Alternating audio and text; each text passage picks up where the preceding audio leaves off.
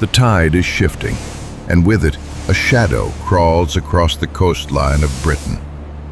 For centuries, the soil felt secure, yet beneath the surface, a silent transformation was beginning. It was not merely about the clash of ships or the sound of iron. It was a slow, deliberate rewriting of an entire identity. Somewhere between the mist and the mud, the original heartbeat of this land started to fade, replaced by something ancient, foreign, and permanent. You might look in a mirror today and see a face that belongs to this island, but the truth hidden in your very core suggests a different story. You are not who you think you are. Your ancestors were not just victims of history. They were the architects of a silent takeover that never truly ended. The year 865 marked the beginning of a disruption that would never be fully repaired. A massive force, known to history as the Great Heathen Army, did not come to simply trade or raid. They came to stay. This was a calculated expansion, a movement that sought to carve out a new world from the old kingdoms of East Anglia, Northumbria, and Mercia. As the Anglo-Saxon structures began to buckle under the weight of this new presence, a boundary was drawn. This was the Danelaw, a line across the map of England that separated two worlds, two laws, and two ways of existing. But boundaries on a map are fragile things. The real boundary was being crossed in the homes, the markets, and the very speech of the people who lived there. To understand the weight of this change, one must look at the landscape of the late 9th century. The King of Wessex, Alfred, stood as the final barrier against a total transformation. He is remembered as the Great, the defender of the English. But history reveals a more complex compromise. Even as he secured a hard-won peace through the Treaty of Wedmore, he was unknowingly signing off on a hybrid future. The Danelaw was not a prison. It was a melting pot of tension. In the north and east, the legal systems of the Scandinavians took root, fundamentally altering the social fabric. The very word law itself is a gift from their tongue, derived from the Old Norse lagu, replacing the native terms of the Saxons. Without their arrival, the concept of how we govern, how we hold each other accountable, and how we define justice would look entirely different. This was not a temporary occupation. It was an integration so deep that the lines between the newcomer and the native began to blur until they were indistinguishable. The atmosphere in these territories was one of constant, simmering pressure. Imagine a village where the person selling you grain speaks a dialect that sounds like a distorted, guttural version of your own. You share enough words to trade, but not enough to fully trust. Over generations, that lack of trust evolved into a necessity for cooperation. This cooperation created a linguistic bridge, but it was a bridge built on their terms. When we speak today, we use the architecture they left behind. When you say they, them, or their, you are not using the words of the Anglo-Saxons. You are using the tools of the Norse. They took the very pronouns we use to identify ourselves and replaced them with their own. It is perhaps the most subtle form of conquest, taking over the way a person thinks and refers to their own community. This linguistic takeover did not stop at pronouns. It moved into the most intimate parts of life. The sky above you, the window you look through, the knife you use, and even the husband you marry. These are all Norse shadows in the English language.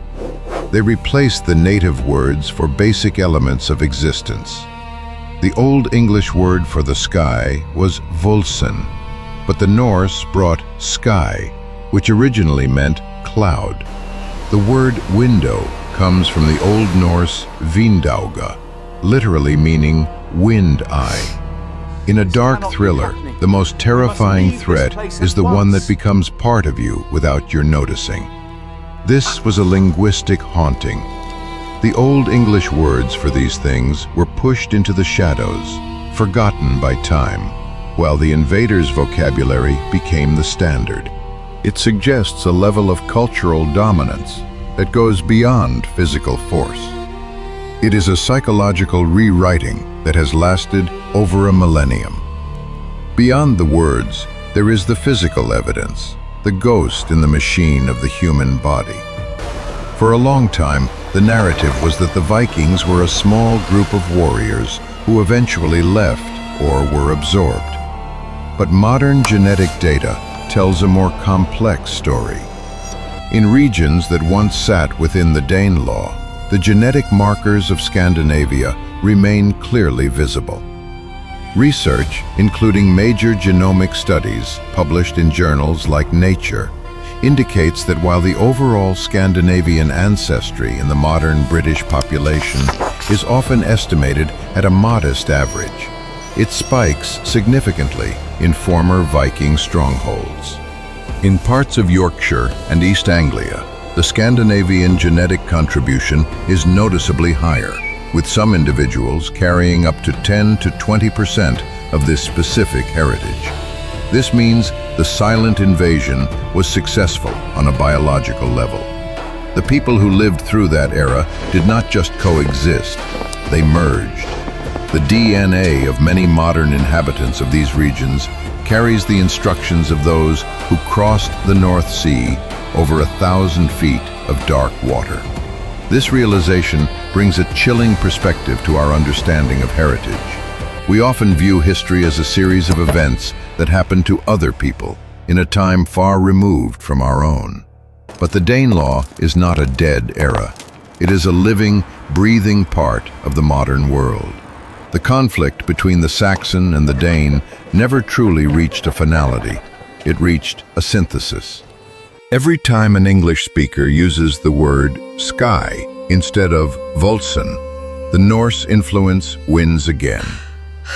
Every time a genetic test reveals a surprising northern ancestry in a family that has lived in the same county for centuries, the Danelaw expands its borders once more.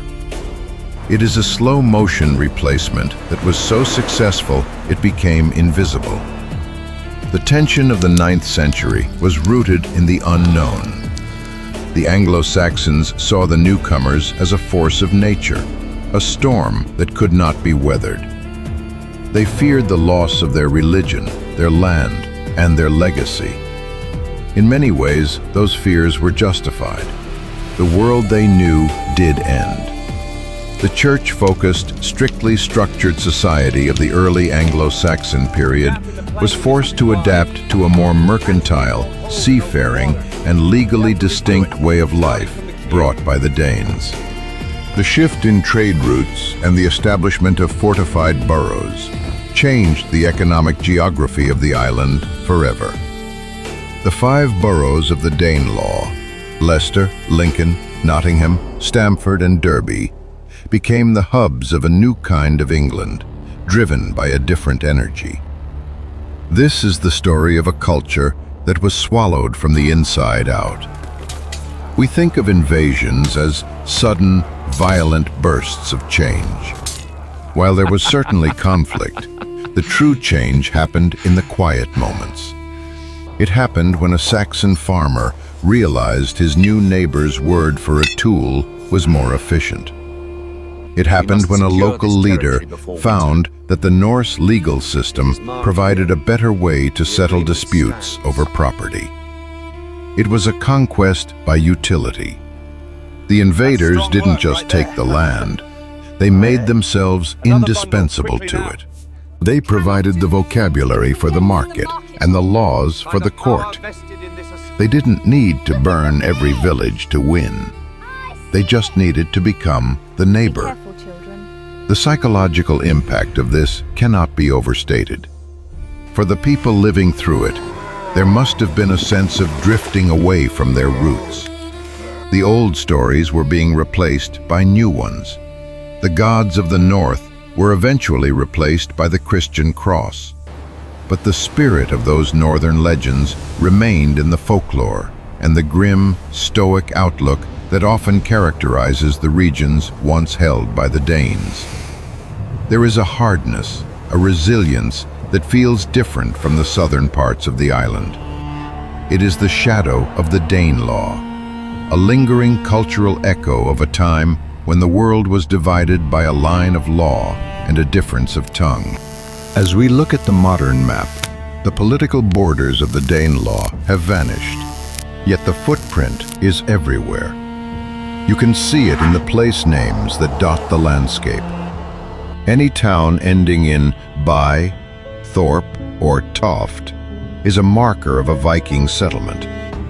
Grimsby, Scunthorpe, Lowestoft. These are not just names. They are territorial claims that were never relinquished. They are linguistic flags planted in the soil that still fly today. There are thousands of these markers scattered across the north and east. They serve as a constant reminder that the ground beneath our feet was once governed by a different logic, a different set of values, and a different people who decided they would not be moved. The most unsettling part of this history is the lack of a clear ending. There was no single day when the Vikings left. There was no grand departure. Instead, they simply stopped being them and became us. But in doing so, they changed what us meant. They altered the trajectory of the English language, steering it away from its purely Germanic roots and injecting it with a Norse vitality that helped it eventually become a global powerhouse. They changed the genetic makeup of the population, ensuring that the restless spirit of the North would always be part of the national character. They did not just settle the land, they rewrote the code of the people living on it. Each year, archaeological finds in the former Danelaw regions reveal more about the sophisticated culture that these people brought with them. They were not the mindless destroyers often depicted in later biased chronicles. They were builders, traders, and lawmakers. They were people who saw an opportunity in the chaos of a fractured Britain and took it.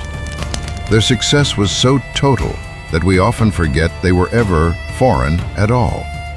We have internalized the invader. We speak their words. We live by their legal foundations, and we carry their genes in our blood. The distinction between the victim and the victor has been erased by time and biology. In the end, the story of the Danelaw is a story about the fragility of identity. It shows how easily the things we think are permanent, our language, our laws, our DNA, can be shifted by a determined force. It challenges the idea of a pure history and replaces it with a complex reality of blending and survival. The risk of the 9th century was the total loss of a culture. The reality was something much more haunting. A transformation that left the original culture unrecognizable to itself. It was a conquest that didn't happen on a battlefield, but in the marrow of the bone and the structure of the sentence.